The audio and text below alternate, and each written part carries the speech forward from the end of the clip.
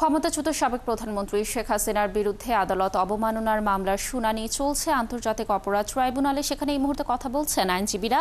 আমরা সরাসরি চলে যাচ্ছি সেখানে। কন্টেম্প পিটিশন এটা হিয়ারিং করবার জন্য আমি প্রস্তুতি নিয়ে এসেছিলাম, যেহেতু কোর্ট থেকে এটা প্রশ্নটা উত্থাপিত হয় যে কনফ্লিক্ট অফ ইন্টারেস্টের কথা। সে বিবেচনা করে, এথিক্যাল দিক বিবেচনা করে আজকে আমি আমাকে প্রত্যাহার করেছি।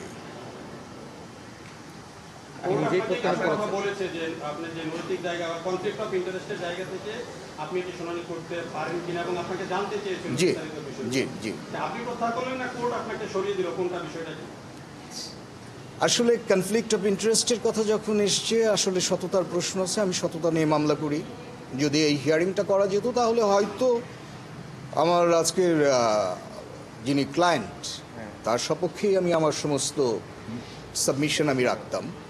তো যেহেতু সেই সুযোগ হয়নি, আর এটা এথিক্যালও একটা ব্যাপার রয়ে গেছে, কারণ আমি 5 আগস্ট 2024 সকালবেলা, তখনও গভর্নমেন্টের পতন হয়নি, তখন আমি আমার এই পোস্টগুলো আমি দিয়েছি। তো সেদিক বিবেচনা করলে, সব কিছু বিবেচনা করলে আমার প্রত্যাহার করা ছাড়া আর কোনো বিকল্প ছিল না।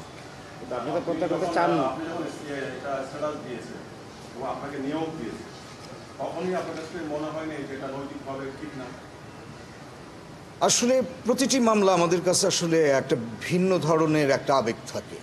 মামলার প্রশ্নে আমরা মামলাকে মানে খুব বেশি প্রায়োরিটি দিয়ে থাকি। ওটি আমার রাজনৈতিক দৃষ্টিভঙ্গি ছিল, আর এটা পেশাগত। আমি আমার দিক থেকে আসলে কনফ্লিক্ট অফ ইন্টারেস্ট দেখি না। আর সবচেয়ে বড় ব্যাপার হচ্ছে, এই জিনিসটা প্রমাণ করবার একটা সুযোগ আমার ছিল। আজকে হিয়ারিংটা হলে এটা প্রমাণ করবার সুযোগ ছিল যে আমি আইনজীবী হিসেবে কতটা ক্লায়েন্টের স্বার্থ সংরক্ষণ করি। এটা সুযোগ ছিল। কি বলবো, মানে আপনি প্রত্যাহার করলেন না সরিয়ে দিলেন? সবকিছু না, আমি সরিয়ে দিল এই কথাটার সঙ্গে আমি একমত হব না। এটা হব না, কারণ কোর্টের স্বচ্ছতা সবার আগে দেখতে হবে। দর্শক, আন্তর্জাতিক অপরাধ ট্রাইব্যুনালে কথা বলছিলেন আইনজীবীরা। আমরা যুক্ত ছিলাম সেখানে।